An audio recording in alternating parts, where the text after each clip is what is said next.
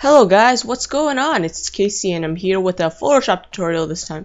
Last time I assume I talked about layering, I believe, as my last Photoshop tutorial.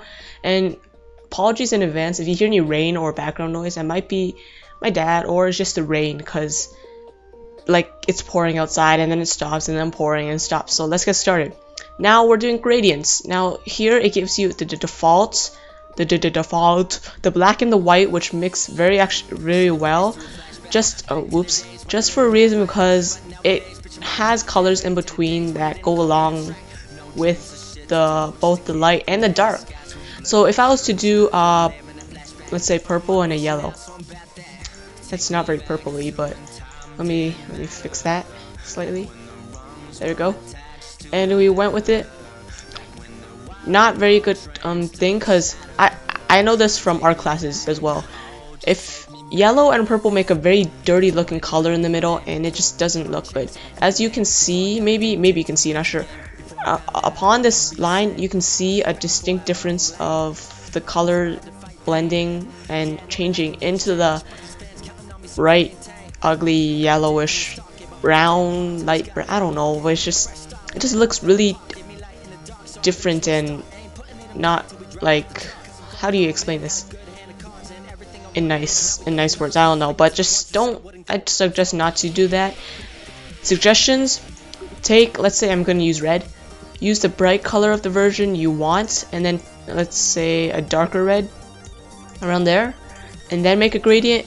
You can tell it actually turns out really well because you can tell that there's a difference between the two. But it's not a very large difference. Like, you can see a distinct visible line in between where the colors are changing and blending in, and the contrasts are decent, which makes it look good. So let's say I'm going with the dark blue, like a dark navy blue, and then I'm going with a brighter bluish color. You can tell the difference. Yeah, I'm positive you can, but it's not that big of a difference that makes it look ugly. Like, let's say I go with like this the even lighter blue, like still visible. Oh, I should probably, no, it is right. Okay, still visible, makes it even brighter. Let's go with black. Let's go with the dark navy blue and a black. Looks weird. It's even a darker blue. I'm assuming this is like black now up here in this area, and it shades into the black. Not a very good choice. It doesn't make your colors stand out, so I'd suggest a bright color and then the darker version. Not that dark. Like, let's see, with the green, you go with a dark green and then you go with the lighter green, let's say. Not like this bright. Maybe you want to, maybe you can. I don't mind, but you can see it looks well, blends well. No distinct lines in the middle like the purple and the yellow, and it looks really well done, and it looks more professional than a usual other color. Now there's different types of gradients tools you can use. There's a normal one where it just makes it from top to bottom or bottom to top, depending if you want to switch between the two colors. There's the radial tool, which makes like a, let's switch the colors, makes it look better. It makes a bright middle, and then the back on the sides it makes it dark, so it makes the middle stand out between the rest. This one I have no clue what it actually does. Oh, it makes it more of a, let's say, it turns it into a circle-ish map of a color, but then you see this line here which really ruins it, so I wouldn't suggest using it.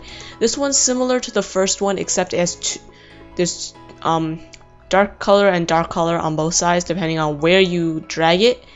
This one just makes it look like a diamond shape, just a diamond like shape, as you see, like an X basically.